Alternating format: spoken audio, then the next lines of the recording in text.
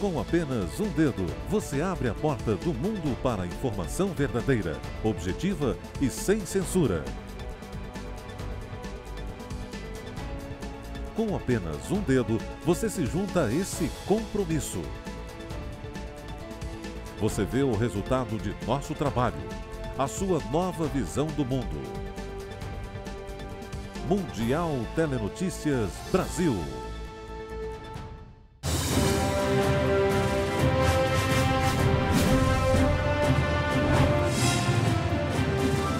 Olá, estamos começando agora mais uma edição do Mundial Telenotícias Brasil, comigo, Paulo Echevarria.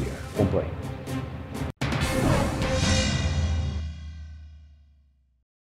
A Rússia acusou nesta quarta-feira o Azerbaijão de quebrar um cessar-fogo sobre a disputada região de Nagorno-Karabakh. Soldados morreram em confrontos com o que o governo azerbaijano chama de grupos armados ilegais armênios. Imagens aéreas do Ministério da Defesa do Azerbaijão mostram supostos ataques contra posições armênias em Nagorno-Karabakh. O governo azerbaijano disse que conduz uma operação chamada de Vingança em resposta às ações terroristas de grupos armados ilegais armênios em seu território, que teriam deixado um soldado morto. Já o exército do Estado separatista acusou o Azerbaijão de violar o cessar-fogo, matando 2 soldados e ferindo outros 14. O Ministério da Defesa russo divulgou um comunicado onde também acusa as forças armadas azerbaijanas de violar a trégua e disse que está tomando medidas para estabilizar a situação com representantes dos 2 países. A Armênia e Azerbaijão são arqui-inimigos e já disputaram 2 guerras, em 2020 e nos anos 1990, pela região de Nagorno-Karabakh, localizada em território azerbaijano, mas povoada por armênios. 6 semanas de combates na região em 2020 custaram mais de 6.500 vidas e terminaram com um acordo de cessar-fogo mediado pela Rússia. A Armênia cedeu partes do território que controlava por décadas e o governo russo enviou cerca de 2.000 forças de paz para supervisionar a frágil trégua, mas as tensões persistem apesar do acordo. As autoridades guatemaltecas desmantelaram uma das grandes estruturas de tráfico de seres humanos para os Estados Unidos. A investigação e a operação foram realizadas com o apoio da polícia local e da Agência Americana de Investigações de Segurança Interna. A averiguação começou em abril de 2021, após a morte de um migrante guatemalteco em San Antônio. Segundo os investigadores, a quadrilha cobrava entre 9 a quase 20 mil reais por pessoa, com a promessa de levá-la ao solo americano de forma irregular. Os membros da quadrilha acumularam quase 2 milhões de dólares em contas bancárias. A Procuradoria afirmou que estas detenções são praticamente as primeiras de traficantes de pessoas, o que abre um importante precedente em termos de extradição de quem comete esse tipo de crime. Todos os anos, milhares de guatemaltecos e centro-americanos tentam chegar aos Estados Unidos de forma irregular, em busca de emprego e fugindo da pobreza e violência em seus países e de uma crise econômica agravada pela pandemia de Covid-19. Em 27 de junho, 53 migrantes foram encontrados mortos em um caminhão em San Antônio, incluindo 21 guatemaltecos, além de mexicanos e hondurenhos, após serem abandonados em altas temperaturas nos Estados Unidos. Nicarágua e Estados Unidos mantêm relações tensas desde 2018 por conta de sanções impostas por Washington. O presidente do país centro-americano revelou um convite inusitado para uma reunião. O presidente da Nicarágua, Daniel Ortega, revelou que preferiu rejeitar uma proposta de diálogo dos Estados Unidos. Ele afirmou que o convite não foi feito por vias oficiais. Efectivamente mandaron un mensajero aquí, que estuvo aquí en Nicaragua, y no lo hicieron por la vía oficial. El mensajero que un funcionario del Departamento de Estado estuvo aquí, que quería reunirse allá. Y le dijo que Tendría que venir por los canales oficiales. Os dois países mantêm intensas relações originadas nas sanções que Washington impôs a dezenas de funcionários do governo Ortega por violações dos direitos humanos durante os protestos de 2018. De acordo com o presidente, as manifestações foram um golpe de Estado falido promovido pela oposição com o apoio de Washington.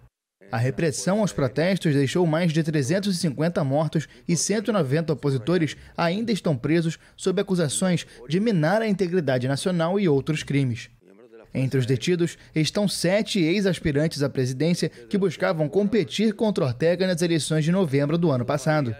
Os Estados Unidos não reconheceram a reeleição de Ortega para um 4º mandato e exigiram a libertação dos opositores.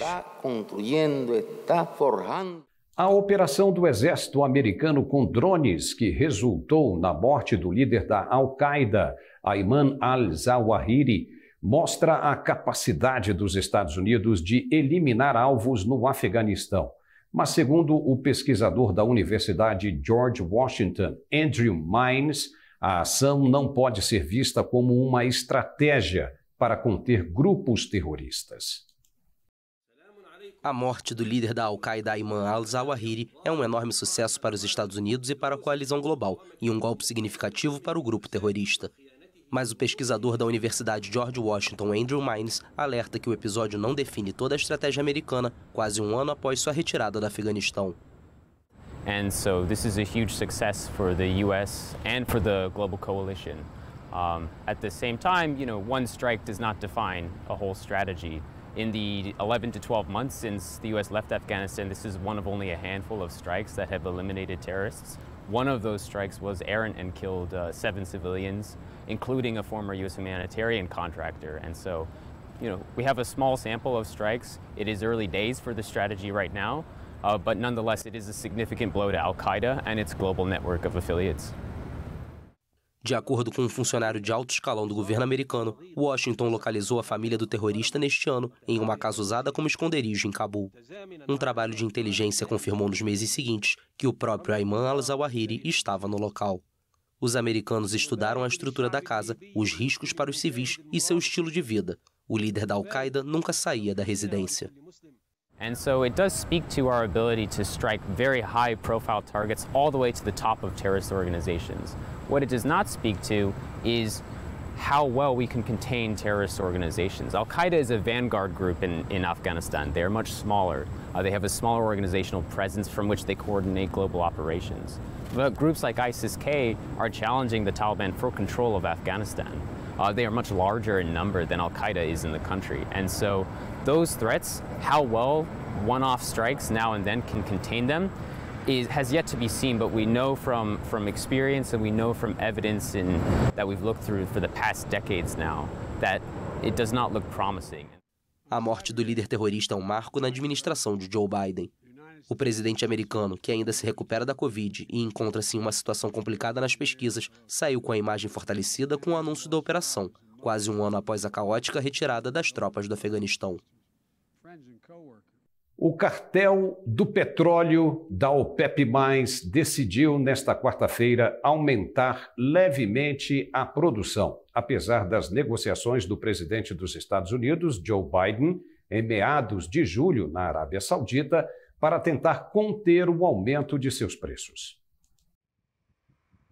Os representantes dos 13 membros da Organização de Países Exportadores de Petróleo e seus 10 sócios concordaram nesta quarta-feira em aumentar a produção em 100 mil barris diários no mês de setembro.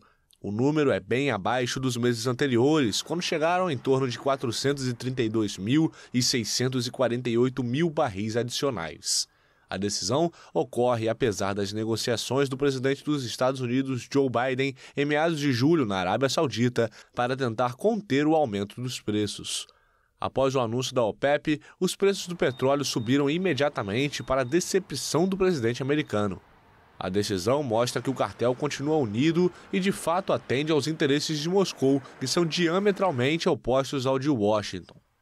Ainda nesta quarta-feira, dados da Agência de Informação de Energia mostram que as reservas comerciais de petróleo dos Estados Unidos subiram na semana passada, para surpresa dos analistas, que esperavam uma leve baixa. Na semana encerrada na última sexta-feira, o país acumulava 426 milhões e 600 mil barris, 4 milhões e meio de barris a mais que 7 dias antes. Sérgio Massa assumiu nesta quarta-feira o Ministério da Economia da Argentina. Ele é o terceiro a assumir a pasta no governo de Alberto Fernandes.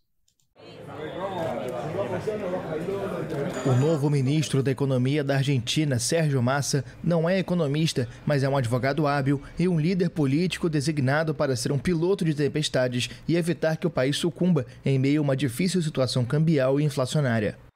Para aceitar o cargo que assume nesta quarta-feira, o até agora presidente da Câmara dos Deputados exigiu o poder e recebeu. Ele vai ficar responsável pelas estratégicas áreas da agricultura e da pecuária, assim como o desenvolvimento produtivo, que até então tinham ministérios próprios. Massa é o terceiro ministro da Economia do presidente Alberto Fernandes. Martim Guzmán assumiu em 2019 e foi o arquiteto do refinanciamento da dívida até renunciar em 2 de julho. A economista Silvina Bataques assumiu e não conseguiu acalmar os mercados nem as reivindicações de aumento de renda dos argentinos. O último ministro que acumulou poder a ponto de ser chamado de superministro tinha sido Domingos Carvalho, artífice em 1991 da paridade entre o peso e o dólar que vigorou por 10 anos. A medida precisou ser sustentada com privatizações e endividamento, ainda que o país tenha alcançado uma estabilidade fictícia depois de 2 anos de inflação de 4 dígitos. E vamos agora a um rápido intervalo e voltamos na sequência. Até já. Quando você precisa saber rapidamente o que está acontecendo nos lugares mais remotos do planeta, só existe um lugar em sua própria língua. Mundial Telenotícias Brasil, sua nova visão do mundo.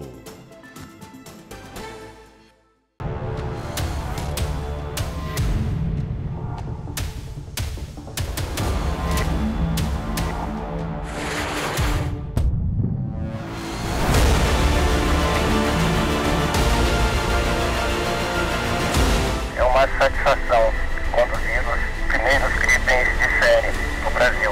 Senta boa, Brasil!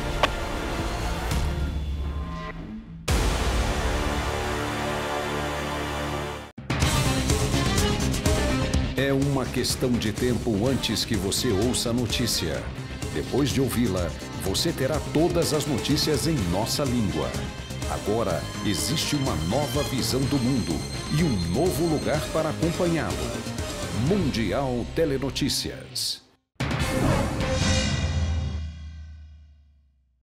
Após a partida da parlamentar americana Nancy Pelosi de Taiwan nesta quarta-feira, o país afirmou que os exercícios militares chineses são uma violação das águas territoriais.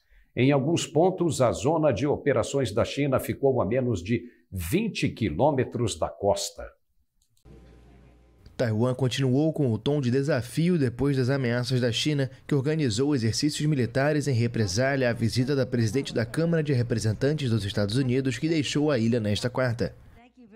Nancy Pelosi desembarcou na terça em Taiwan, apesar de uma série de ameaças de Pequim, que considera a ilha parte do território e denunciou a visita como uma provocação. 中国军队在中国台湾岛附近海域开展军事训演活动，是反击美国一些政客和台独势力重大挑衅举动，坚决捍卫国家主权和领土完整的必要和正当的举措。 Em alguns pontos, a zona de operações chinesa ficou a menos de 20 quilômetros da costa de Taiwan, que respondeu que os exercícios violam as águas territoriais da ilha. O Ministério do Comércio da China também anunciou sanções econômicas, entre elas a suspensão da exportação para Taiwan de areia natural, um componente-chave para a produção de semicondutores, uma das principais exportações da ilha. China e Taiwan estão separadas de fato desde 1949, quando as tropas comunistas de Mao Tse-tung derrotaram os nacionalistas que se refugiaram na ilha.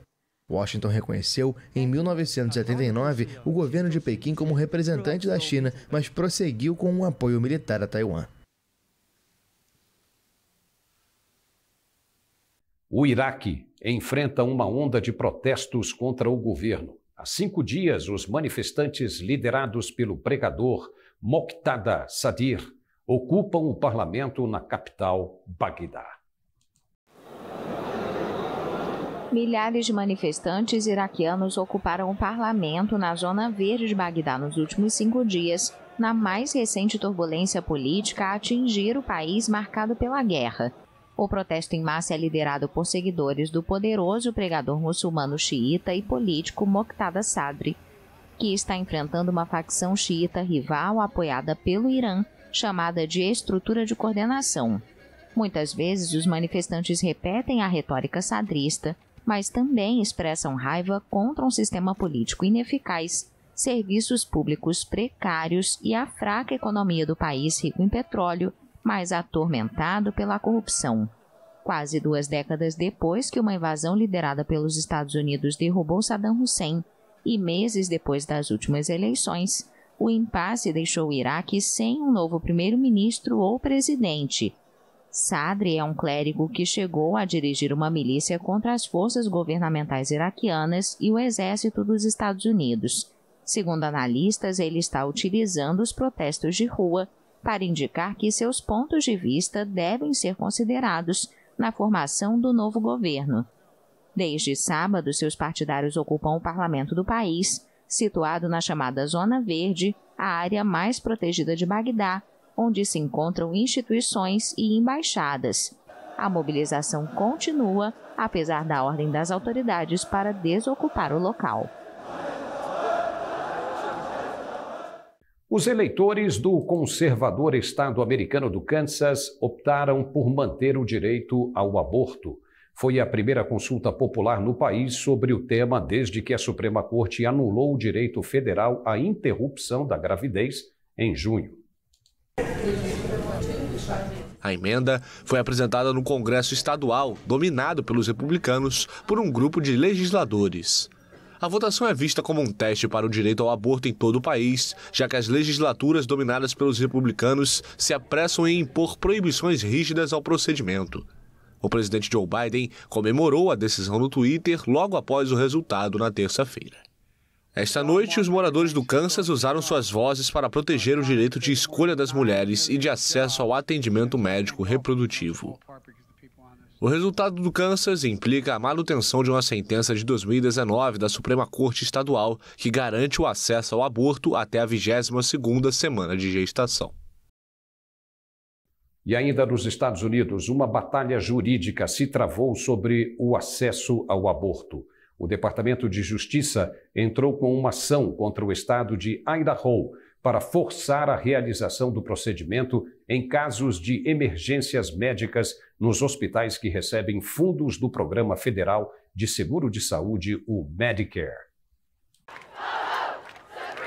Idaho é um dos vários estados a impor uma proibição quase total ao aborto, depois que a Suprema Corte revogou em junho a histórica decisão Roe vs. Wade, de 1973, que defendia o direito da mulher ao aborto.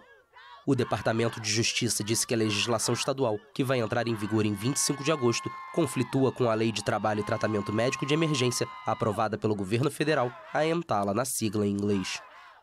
This is not in any way going around the Supreme Court. The Supreme Court said that each state can make its own decisions with respect to abortion, but so too can the federal government. Nothing that the Supreme Court said that the statutes passed by Congress, such as EMTALA, are in any way invalid. It's quite the opposite. The Supreme Court left it to the people's representatives. A lei federal EMTALA permite o aborto em situações em que o procedimento é um tratamento estabilizador necessário para uma condição médica de emergência. O Departamento de Justiça afirma que a lei de Idaho não oferece defesa para médicos que realizem um aborto necessário para proteger a saúde de uma mulher grávida. Cerca de 20 dos 50 estados americanos aprovaram ou se movem para aprovar proibições quase totais de aborto após a decisão da Suprema Corte.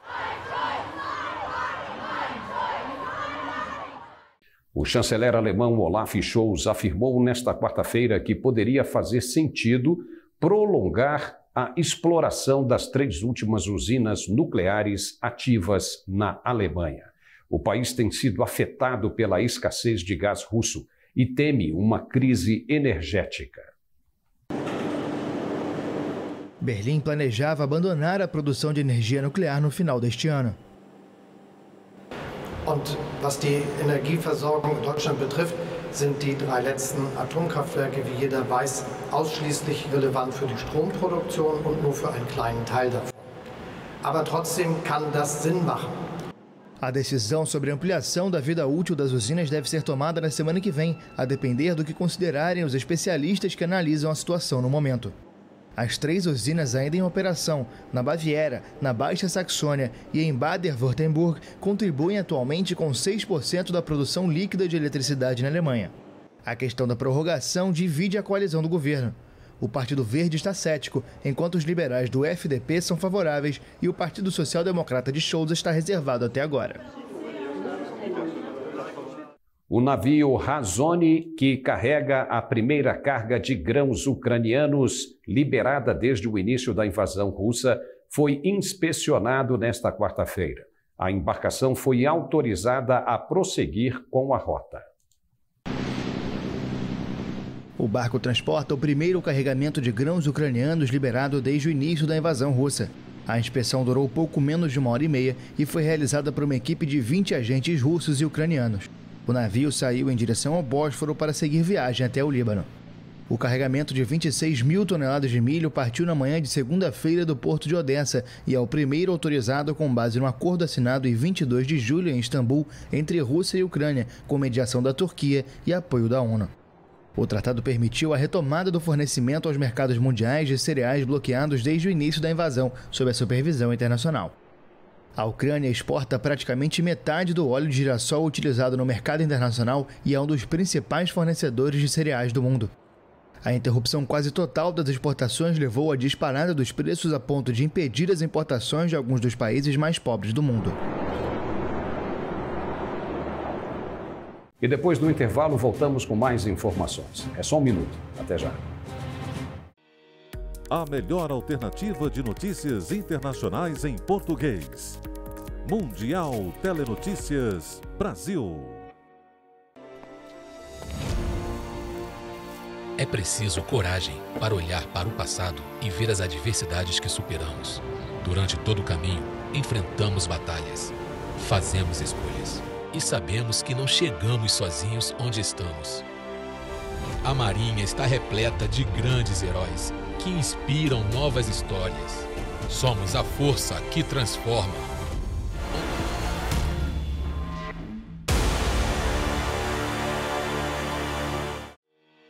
Agora existe uma nova visão do mundo e um novo lugar para acompanhá-lo. Mundial Telenotícias.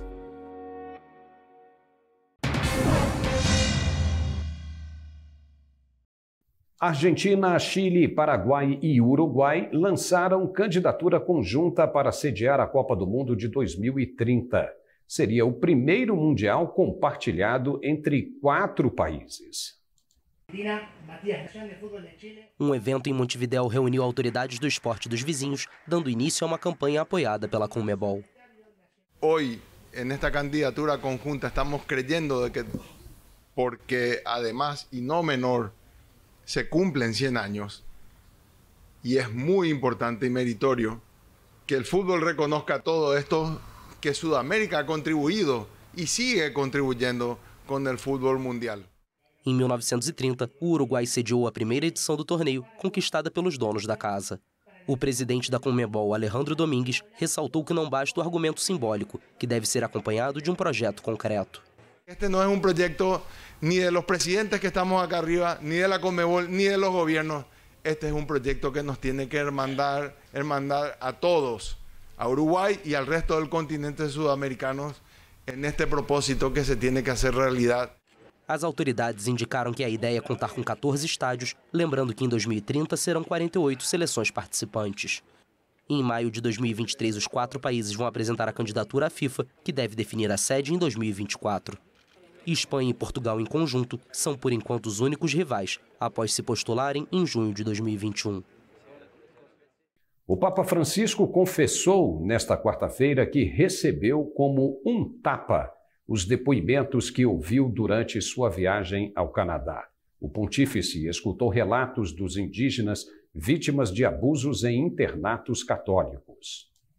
Vi assicuro che in questi incontri, soprattutto l'ultimo, ho dovuto sentire come schiaffi dal dolore di quella gente. Come hanno perso gli anziani che hanno perso i figli, non sapevano dove sono finiti. Francisco retornou no sábado de uma viagem de 6 dias ao Canadá, durante a qual pediu desculpas pelos abusos cometidos durante décadas pela Igreja Católica aos representantes das Primeiras Nações, mestiços e inuit. Diante dos jornalistas que o acompanhavam no voo de retorno a Roma, Francisco não hesitou em reconhecer que o tratamento aos indígenas no Canadá equivalia a um genocídio, palavra que não pronunciou durante sua viagem.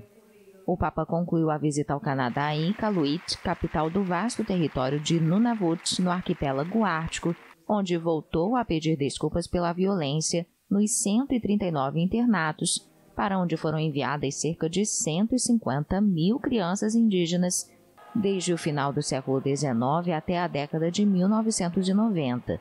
Muitas sofreram abusos físicos e sexuais e acredita-se que pelo menos 6 mil morreram por desnutrição, doenças, maus tratos e negligência. E os cerca de 13 mil moradores de Tierra Amarilla, no Chile, se assustaram com o surgimento no final de semana de uma enorme cratera no município. O governo federal anunciou que investiga as causas para o surgimento do buraco. O governo do Chile investiga as causas de uma cratera de 32 metros de diâmetro e 64 metros de profundidade que apareceu perto de uma mina de cobre no deserto do Atacama. A autoridade de mineração informou que especialistas viajaram ao município de Tierra Amarilla, onde um enorme buraco apareceu no fim de semana. Um perímetro de segurança de 100 metros foi estabelecido em torno da cratera, situada dentro dos terrenos da mina Alcaparroça de Candelária, de propriedade da empresa canadense Lundin Mining. De acordo com um comunicado da companhia, não houve impacto no pessoal, nos equipamentos e na infraestrutura, e o sumidouro se manteve estável desde que foi detectado. Como medida preventiva, foram suspensos temporariamente os trabalhos de desenvolvimento de uma área da mina subterrânea. Responsável por mais de 25% da oferta global de cobre, o Chile é o principal produtor mundial do metal. As chuvas e enchentes que têm sido registradas em Omã durante o período de monções vêm causando estragos pelo país. Imagens gravadas em uma cachoeira na cidade de Hustak mostraram a força de uma cabeça d'água que arrastou um homem que visitava o local. Um grupo foi surpreendido por uma cabeça d'água durante um passeio em uma cachoeira na cidade de Hustak, no norte de Omã. Imagens gravadas com o celular mostram o volume do rio subir rapidamente, trazendo uma água barrenta e com detritos. Os turistas correm para as margens, mas um homem é arrastado pela correnteza. O país tem enfrentado fortes chuvas e enchentes nos últimos dias em meio ao período de monções, que costumam durar de junho a setembro. Na península de Mussandã, um exclave de Omã, estradas ficaram destruídas após uma represa se romper. A água forçou a interrupção do trânsito em alguns pontos e em outros o asfalto cedeu completamente. Um raro elefante branco nasceu na região oeste de Mianmar. O animal, que ainda não foi batizado, é considerado um sinal de bons presságios e chega em um momento de tensão no país. Segundo o jornal Global New Light of Myanmar, o filhote veio ao mundo no estado de Rakhine pesando quase 80 quilos e com 70 centímetros de altura. O animal cumpre 7 das 8 características associadas aos elefantes albinos, incluindo olhos cor de pérola, pelo branco e uma cauda característica, de acordo com o jornal oficial. A mãe de 33 anos pertence a uma empresa pública de madeira. Os elefantes brancos são raros e considerados um símbolo de boa sorte em algumas culturas budistas do Sudeste Asiático, que associam um animal com a realeza. Mas o fato gerou ceticismo em Mianmar, mergulhado no caos desde o golpe de Estado militar de 1º de fevereiro de 2021 e a repressão que se seguiu. Segundo a imprensa estatal, atualmente há 6 elefantes brancos em cativeiro na capital do país, Naypyidaw. E por aqui encerramos mais uma edição do Mundial Telenotícias. Obrigado e até a próxima. É uma questão de tempo antes que você ouça a notícia. Depois de ouvi-la, você terá todas as notícias em nossa língua. Agora, existe uma nova visão do mundo e um novo lugar para acompanhá-lo. Mundial Telenotícias.